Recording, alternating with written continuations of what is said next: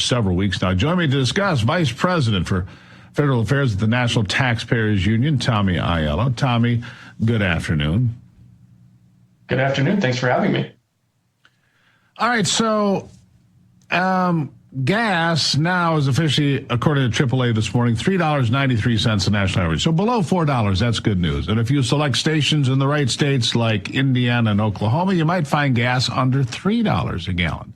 A few stations listed online. This is all good news, but it has to hold. I hope that they can put this Iran deal together. Look, energy prices drive everything, right? That's a fact because it's the shipping, the manufacturing, putting gas in your car, the diesel, all of it.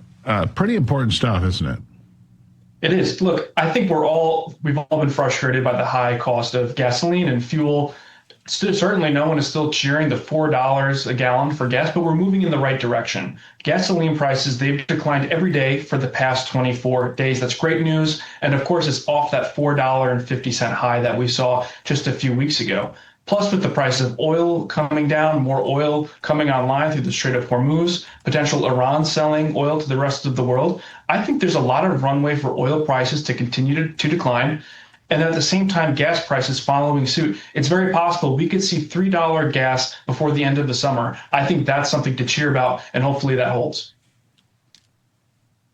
Well, you know, $3 gas, but if the national average goes below $3, that has an impact on midterm elections. I mean, if gas is at $4, $4.50, $5, that has an impact on the election as well. So cheap energy helps. And here's the other thing. If Saudi Arabia comes along and signs the Abraham Accords, I know that doesn't affect a lot of 20-somethings, but it's really important. These are really important moves in the Middle East that, you know, maybe the TikTok crowd doesn't understand, but I do. And I hope enough people get it and can figure out, hey, that's a big deal. That means peace and stability. I've watched war in the Middle East my entire life, Tommy. You know, here's one for 12 days. Here's one for 6 days. Here's one for 40 days. Incessantly, if that could stop in my lifetime, that is a remarkable achievement, wouldn't you say? I certainly think so. And I think that's what makes this memorandum of understanding and a potential peace deal between the United States and Iran so important. The million-dollar question right now, is this ceasefire, is this MOU going to hold? We can't send oil ships through the Strait of Hormuz if there's an active conflict. And I think that's why we've seen a little bit of hesitation on behalf of the Middle East to send their oil through there. So there's still those lagging impacts of the conflict, even though the conflict is temporarily on ice.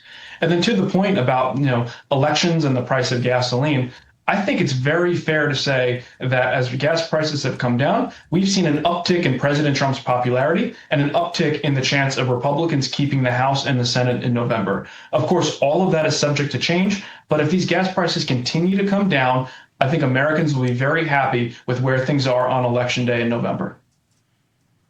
Well, the other part of that, the second part of that to me, Tommy, and weigh in on this for me.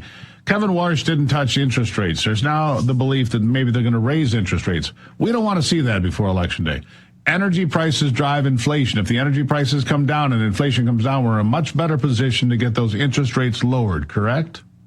Well, there's no reason to raise interest rates at the moment. Inflation, yes, it's still a little bit higher than where people want to see, but it's nowhere near it was during President Biden's term. And in fact, if we do want to lower inflation, we need those oil prices to come down. There's nothing the Federal Reserve can do to increase oil and gas production or make more oil come to market by raising rates. It's just impossible to have no impact.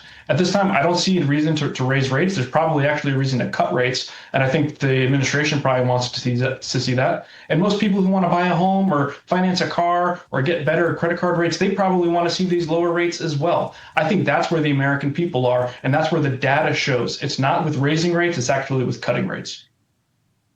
Yeah. I hope we cut rates, Tommy, because I'd like to see people have a lower rate and a chance to get a mortgage, to buy a used car, to save a little bit of money on their credit card debt if they have it, all those things. That's what's good for America, all of us. Tommy, thank you for being here as always. Thank you.